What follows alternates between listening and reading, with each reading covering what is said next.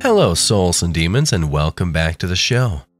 Today's story is called Bite of the Greasy Dead, written by Mac Ralston. And before we get started, if you've been enjoying the show so far, don't forget to show some support and love by leaving a 5-star rating, a thumbs up, or just a comment. It goes a long way. With that, let's sit back, grip our seats, and enjoy the show. It was such a simple order. 2 number 2s, a number 9 with honey mustard, and a bitey kid's meal. It was so simple, in fact, that I didn't even bother to notice who ordered it. A person. An actual person, and not just any person, but Bruce. Big Bruce, as we called him. I was about to correct him when he apologized and did it himself. He's been here enough times to know we don't serve number 2s anymore. It's even crisscrossed off with spray paint on the menu sign. And even if we did, I'm not sure Big Bruce needed 2 of them anyway. Okay, forget the number 2s, my bad. I'll just stick with the number 9 and the bitey kids meal. You got kids, Bruce? I asked through my headset. There was a little delay before he responded. Nah. But he stopped himself, clearing his throat. I, collect the toys, he admitted, somewhat embarrassed. It reminds me of when I used to come here with my dad. Before. Was he infected? I asked. Yeah. I'm sorry, Bruce. First window for me, okay? I watched Bruce nod through the drive-thru camera as he pulled around to my window. $7.70, I said, taking Bruce's cash from him. Have you been, Bruce? Fine, brother, he said. You? I've been good. How's, what's her name? I glanced across the kitchen to the other window, watching Tina push open the zero-contact window toward a customer. I turned back to Bruce. Tina, I said. She's fine, thanks. I smiled, extending my arm through the side window with his bag, grease staining the brown paper that sagged at the bottom. I pray to God one day y'all will get those bitey burgers back. It's killing me, man. I know, I said. Corporates tease the idea of maybe doing a veggie option or something, but they don't want to risk another outbreak, you know? I don't blame them, brother. I really should cut back myself. But sometimes we need our comfort foods. He smiled, nodding as he pulled away into the night. I bade Big Bruce a farewell wave before turning to the drive-thru camera again. Empty as usual. Bruce was right, you know. We'd get more business from actual people if we had more actual food. I get the mad cow really restricts the burger and dairy options, but there's gotta be more to fast food aside from cheeseburgers, right? What do lactose intolerant people eat, for crying out loud? See, most of the time it's not actual people that walk through our drive-thru. Call them the infected, walkers, flesh eaters, biters, or the obvious, zombies. Corporate is very strict about us calling them one thing, and one thing only: customers. Our so-called customers started showing up 4 weeks after the first reports of the massive outbreak. Now, if you've watched any horror movies, you might wrongly assume these things to be the living dead. They're not. Brain dead, perhaps, but these are infected individuals. We never imagined that BSE could transfer through cooked meats or milk products, but here we are. The world's a different place now, and we had to adapt. Look, I've seen some shit. Literally, too, like that dookie some idiot dropped in the sink in the men's restroom. But not even that could have prepared me for what happened on week 5. It was horrible.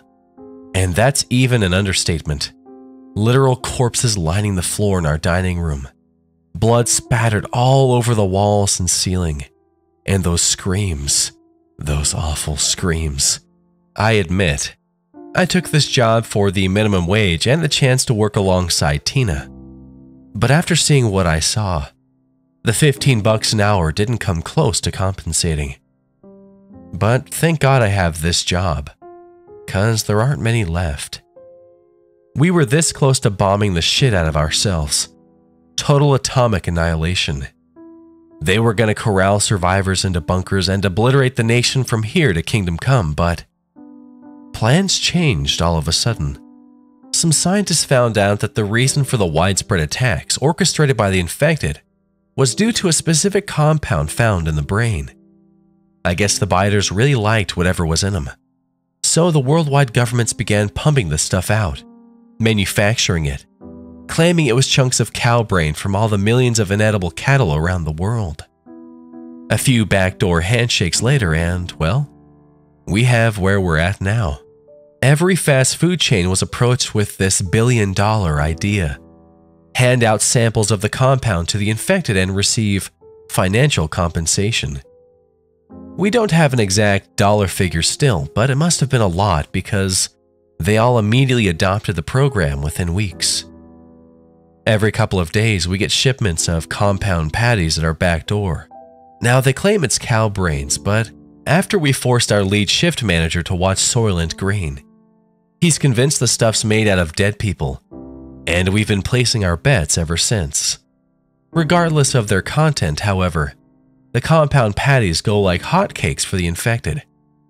They can't get enough, and because they're so busy eating the patties, they've got no reason to attack people, thus crisis solved, right? I work at this place called The Bite. It's not as well known as the big name chains, but we keep busy. Essentially, we're McDonald's mixed with Checkers. Or Rallies if you survived in the Midwest. God help you. In the sense that our drive-thru is split in half, with one side devoted to genuine fast food, and the other, well, for zombies. Tonight, Tina's on compound duty, while I've got the regular side. We are hounded up the ass to keep the sides separated to avoid cross-contamination. We do our best, but I can't help but visit with Tina on and off. Aside from us, there's Dennis, our shift manager, Rebecca, our lobby cashier, George, our lead cook, and Chuck, the GM, who happened to surprise us tonight with a routine evaluation, which has Dennis, Mr. Employee of the Month, shaking in his non-slip boots.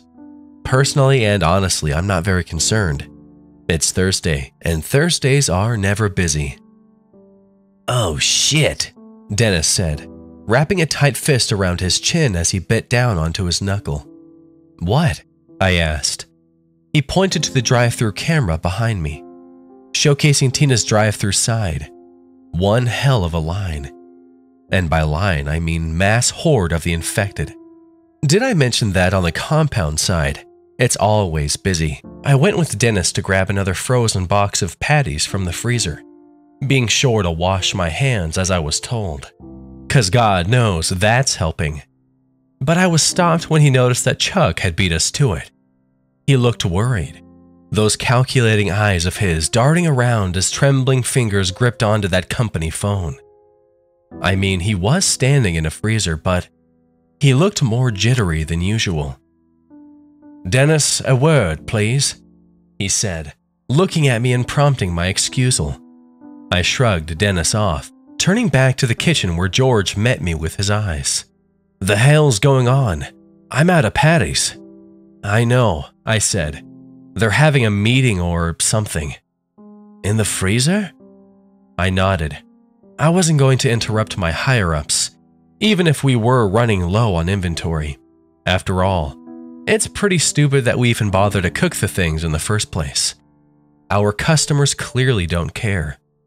Corporate said it was something about keeping up appearances or something. The freezer door opened up with a metallic clank after a long, foreboding silence. Neither George nor I mustered up the audacity to say anything. Chuck then marched right past us in a beeline from the freezer in a tizzy, leaving Dennis in his dust.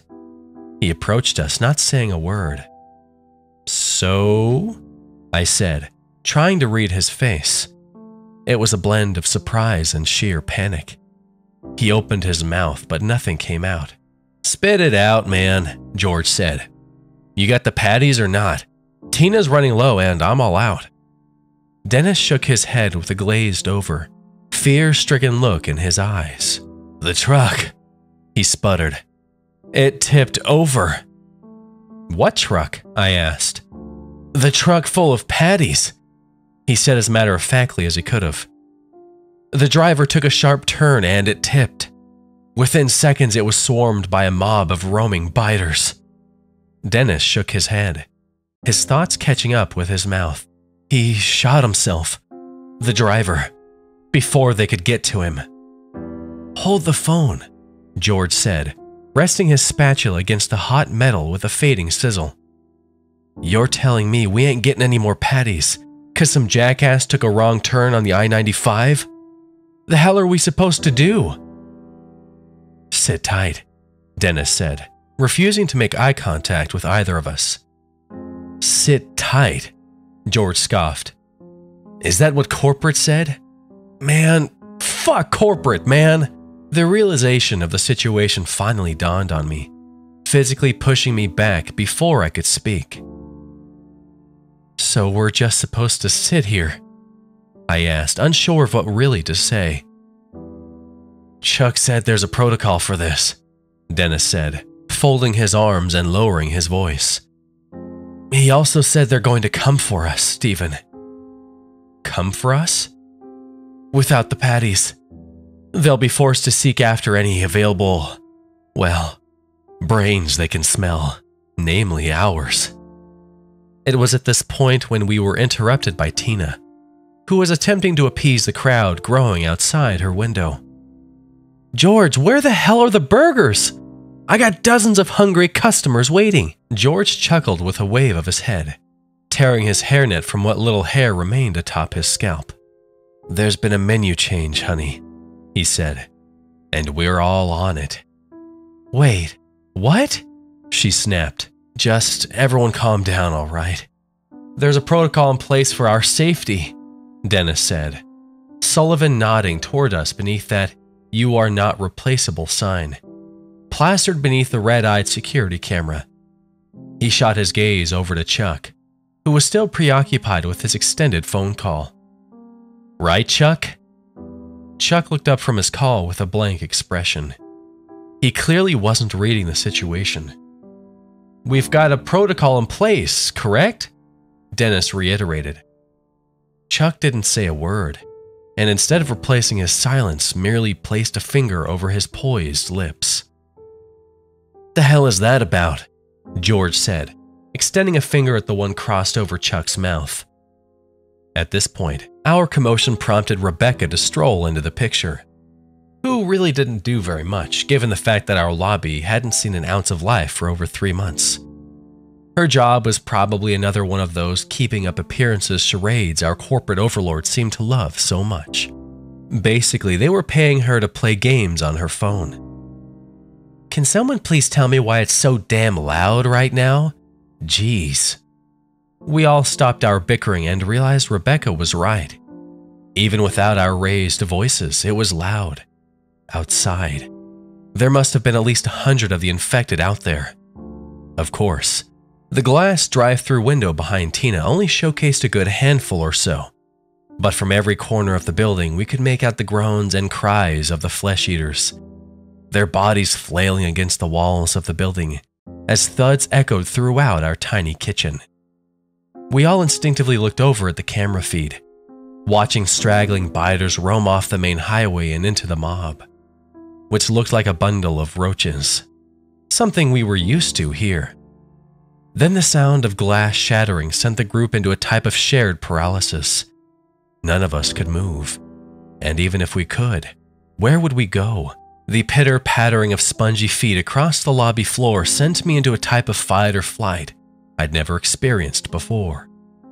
I scrambled towards the fire extinguisher, yanking it from the wall, and aiming its nozzle into the stagnant darkness of the lobby. I felt the eyes of everyone else, including Chuck, burning into the back of my head, drilling thoughts into it to tell me I was crazy. I was. After what seemed like a year of waiting, a face emerged from the blackness, a mangled, pudgy corpse-like face. It was that of a large man, his body pulsating with a vile stench of greasy oil and decayed flesh. Flesh that hung from his dark face, oozing with pus that seeped out of every pore. I didn't hesitate to spray the shit out of him, and when the extinguisher did little to deter the infected, I gripped the nozzle and began beating the zombie with everything I had. Once I landed several blows to the top of that mangled head, the zombie fell limp onto the floor. The inside of the building was now completely silent, aside from my non-slip sneakers as I crept up to the body, lying face up with white, hazy eyes, reflecting the dimly fluorescent ceiling. I kicked the side of it once to make sure it was dead. It was, or at least, dead enough. The sound of something clinking hard against the flooring broke my panting. I bent down, pinching my nose hard as the oozing, bile-like smell continued to fill my nostrils. It was a toy. One of our plastic toys from the Bitey Kids meals. It must have fallen out of the zombie's pocket when I kicked it. I instinctively shot my glance to the unconscious face below me. I must have not recognized him due to the decay. It was Big Bruce. Okay, what the hell? I shouted, turning to Chuck and Dennis for answers. Because at this point, I severely needed some. Chuck raised his hands in innocence, lowering them for me to calm down. Though he knew we were all tired of his silence by this point. "You've got 5 seconds to start talking," George said. Chuck sighed. "I'm gonna be so fired for this, but what the hell?" Chuck said, lowering his defenses and breaking his silence. "Being fired is gonna be the least of your problems, man," George said. Chuck nodded stilly. The Bitey Corporation received a large sum of money from the US government. "How large?" George snapped. "I don't know. Pretty damn large. They did some company-wide data analysis and realized they were better off post-outbreak, especially compared to our competitors." "So?" I said. "So," he said, breathing in heavily before he spoke again. "So they started putting shit into the food." "What kind of shit?" George asked. "I don't know," Chuck shouted. "Bullshit," George snapped back. "Tallow," Chuck admitted. "They started using beef fat for the oil." I watched as George's face contorted from rage to a frightening realization. He looked back at me, then at the others, and then at Chuck. "So you're saying we've been turning people into zombies?" Chuck nodded, looking down at the floor. There was a staggering group sigh as we all realized what was going on. I looked up at Tina, perhaps the only safe one through all of this, given the fact that, ironically, she didn't eat meat. The rest of us, though, were screwed. "How come it didn't work on Bruce until tonight?" I said, pointing at the body before us. "They just implemented this new strategy," Chuck said, shaking his head. "Only the newest shipment had the beef oil on it. That's why." George let out another sigh as heads continued to snap from face to face, eyes locking and unlocking. "So what's the plan now? What's this protocol?" "The protocol is we hang tight.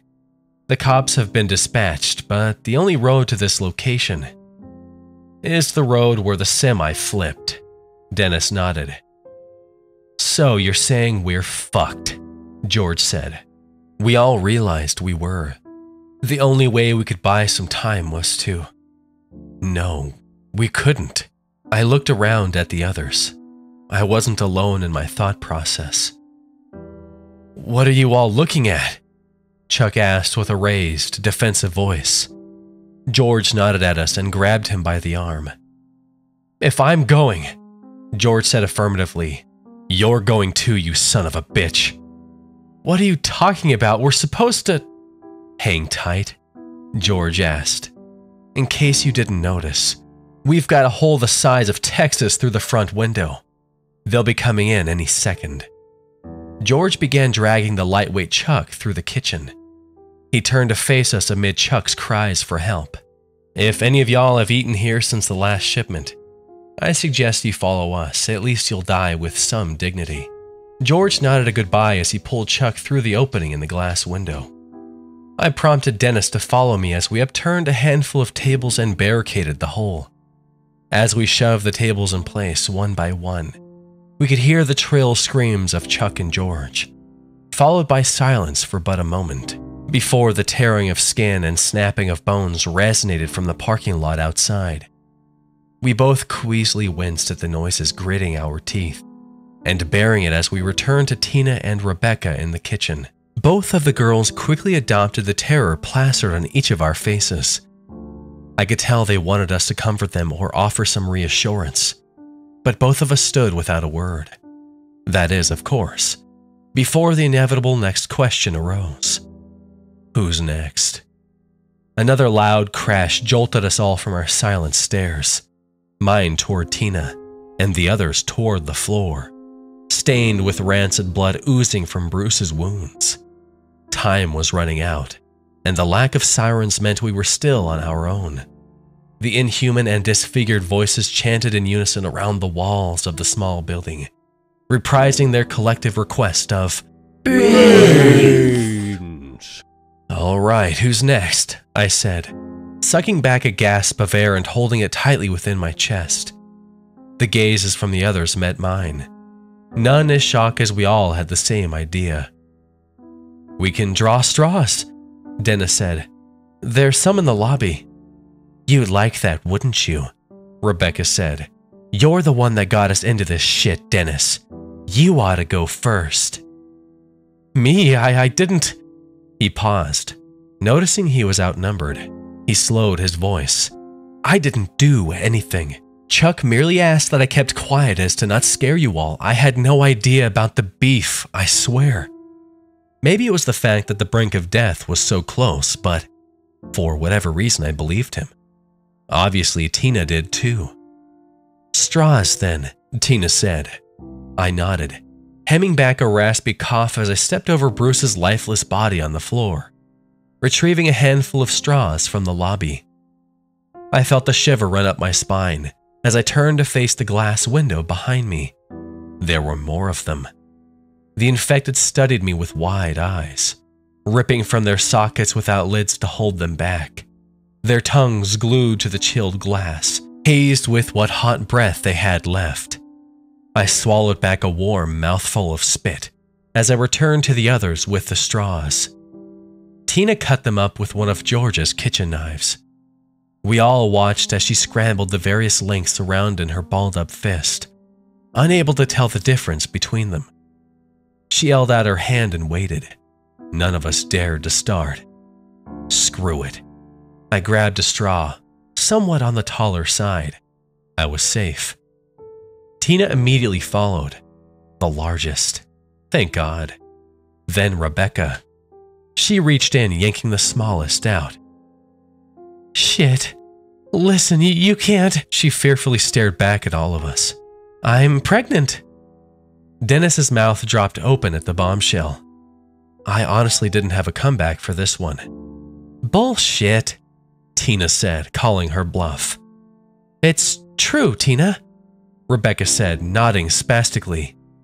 How many weeks? 20? Boy or girl? Girl.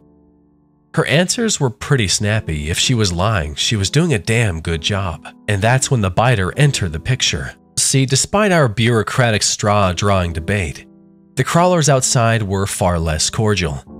It didn't matter, we were deciding who would be their next meal. To them, all that mattered is that they got it. I don't know how he got in, but he did. Out of nowhere, this walker ran in and clasped his jaw, unhinged like a snake, right down on top of Dennis's head, peeling some of his scalp off and cracking straight through his skull, spraying his blood all over that "the customer is always right" sign he had just put up last week. We tried our best to pry the thing off of him, but our efforts were in vain. Tina rushed by me as she pulled the emergency exit door shut. Somehow the biter must have figured out how to use a door handle. Rebecca then handed me the knife Tina used to cut the straws, and with one stab after another, I jammed the thing through the biter's face, causing it to spasm and gargle on its own blood until it too fell limp. Rebecca helped hoist me up to my feet, overlooking the mangled corpse on the kitchen floor. We were both silently waiting for the thing to twitch, when that emergency back door began to rattle from behind Tina. The squeals of the infected pushing their way through. Tina pounded on it as she screamed for them to stop. They didn't, of course. They kept slamming on it. And I feared that cheapo door wouldn't be saving us for much longer. "What now?" Rebecca said, heaving with her chest. She looked at Tina and me back and forth. "Now," Tina said, pulling the now red-bladed knife from the biter's face. "You go outside, Becca." "What?"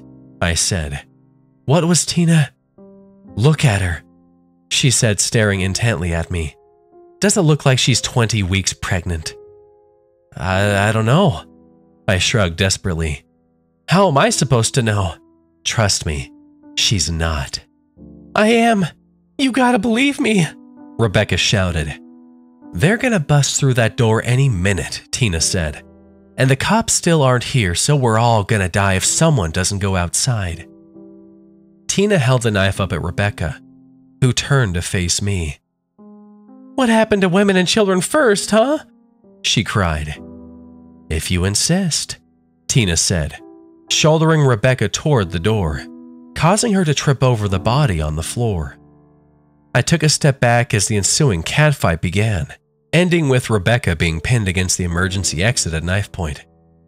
"Sorry, Becca," Tina said as she unlatched the door, forcing Rebecca into a swarm of the infected. Her screams shot through the tiny kitchen until Tina slammed the emergency exit, muffling the shrill shrieks. Tina sighed aside the fresh, not frozen beef sign and pulled herself through the kitchen with what little energy she had left, Rebecca's screams cutting off as it was probable they reached her vocal cords on their way up to her brain.